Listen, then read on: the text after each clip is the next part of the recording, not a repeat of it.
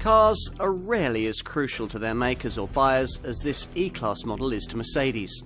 This full-sized executive segment contender is the backbone of the German company's range and a perennial favourite of the corporate car park. In lighter, larger 10th generation guise, it retains a sensible side but dials up the desirability, aiming to offer a smarter, more prestigious approach to executive class motoring than its closest competitors. It does so with more efficient engines, astonishing technology and comfort that makes you question the need for a larger luxury saloon. Rivals from Audi, BMW and Jaguar should be worried. On the move, you quickly find that Mercedes has achieved an excellent balance between comfort, refinement and agility with this E-Class. It's as happy easing through town as it is covering great highway distances. But then you'd expect that.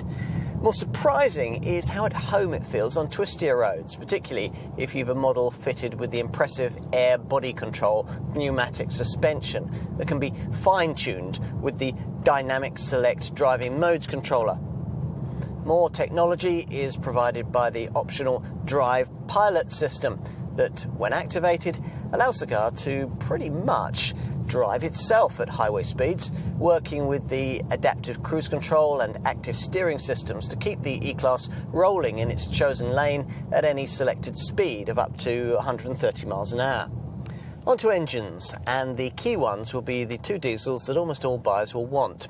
There's a 258 brake horsepower, 3-litre 6-cylinder diesel unit fitted to the E350D, but most will prefer the 194 brake horsepower, 4-cylinder power plant installed in the volume E220D variant we're trying here.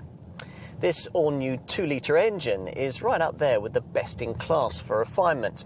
Even when pressed hard, it refuses to be noisy or harsh, which all adds to the luxury feel. It also makes a solid business case thanks to 72.4 miles to the gallon combined fuel consumption and 102 grams per kilometre carbon dioxide emissions. If you really don't want to fuel from the black pump but need efficient returns, then Mercedes also offers a 2-litre petrol-electric E350e plug-in hybrid variant with a 20-mile all-electric driving range.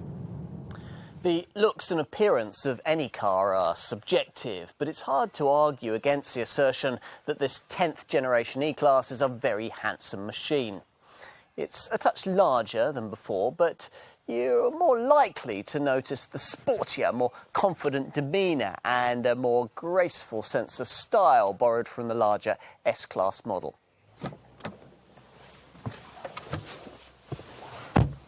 Take a seat inside, and the extent to which the changes continue will depend quite a lot on the spec you've chosen. Entry-level models get conventional instruments and a 8.4-inch central monitor in the middle of the dash. But if you opt to upgrade to the Command Online system we're trying here, things change quite significantly. The central display is upgraded to 12.3 inches in size, and if you pay more, you can link this to a virtual instrument display of the same size, creating one of those huge floating style screen setups that's framed by subtle ambient lighting. Enough on infotainment. Time to focus on class and quality, and there's plenty of it on show. Build quality is predictably faultless, and the AMG line trim we have here extends the interior's leather finish to the upper part of the dash, along with classy contrast stitching, a package that really lifts the interior.